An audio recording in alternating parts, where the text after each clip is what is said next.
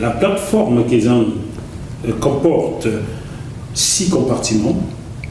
Il y a la Smart Home, il y a le Smart Business, le Smart Site, le Smart Building, Smart City, Smart Gov.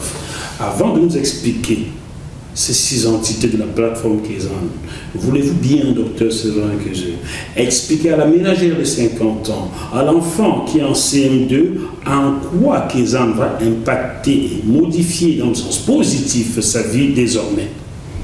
Ok. Il y a plusieurs éléments.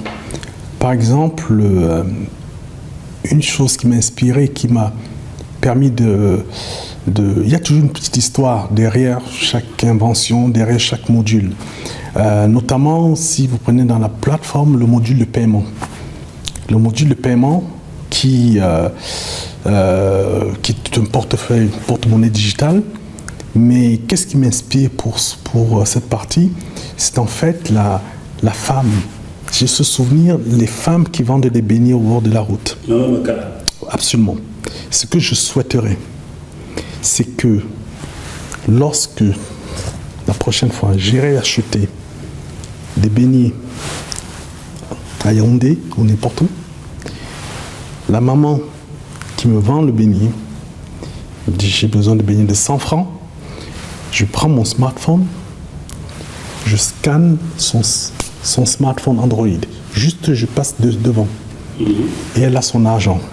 Et je continue. Je ne lui remets pas d'espèces en main.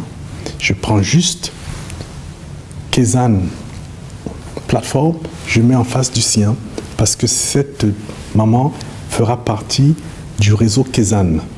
Donc à partir de ce moment, juste je scanne mon téléphone.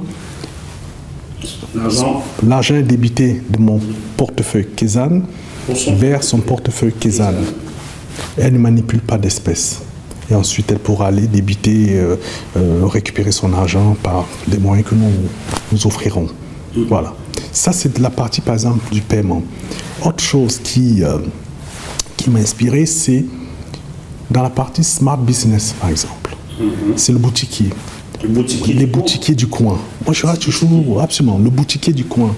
Les boutiquiers du coin, ce sont des gens qui font un métier éternel. En fait, c'est un métier qui n'évolue pas, qui est le même depuis des années et qui ne changera pas si rien ne change.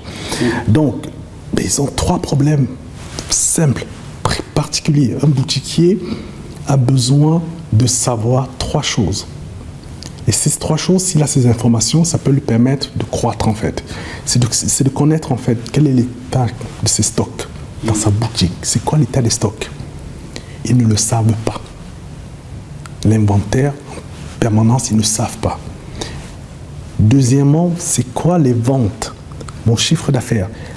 Qu'est-ce que je fais comme vente? Dans la journée, qu'est-ce que j'ai fait? Ils ne le savent pas. Certains, c'est le soir, ils vont le compter, etc. Et c'est approximatif. Et la troisième information, qui est simple, c'est quoi mon bénéfice? C'est quoi le bénéfice que je fais? 3 chiffres, il a besoin, pas plus. On est très simple, on lui fournit 3 chiffres en temps réel. Donc, le Smart Business, pour le boutiquier, qui est dans l'informel quasiment, c'est de lui donner sur le Smart Business la même application, ces 3 chiffres en temps réel pour le propriétaire de la boutique. Simplement, en temps réel, c'est quoi mon chiffre d'affaires? Il est midi, il constate qu'il n'a fait que 30% du chiffre d'affaires qu'il fait en général pour les mêmes journées. Il peut déjà se poser des questions. Qu'est-ce qui se passe dans ma boutique? Qu'est-ce qu'il y a comme problème? Autour de ma boutique. Il a ses stocks en temps réel. Il n'a plus besoin de se soucier du vol éventuel de marchandises. Donc, il peut déléguer facilement la prise en charge d'un magasin, d'une boutique. Donc, ça veut dire que je donne ainsi la possibilité à un boutiquier qui connaît très bien son travail, mais qui en général va rester dans une seule boutique parce que son problème, c'est ces 3 chiffres.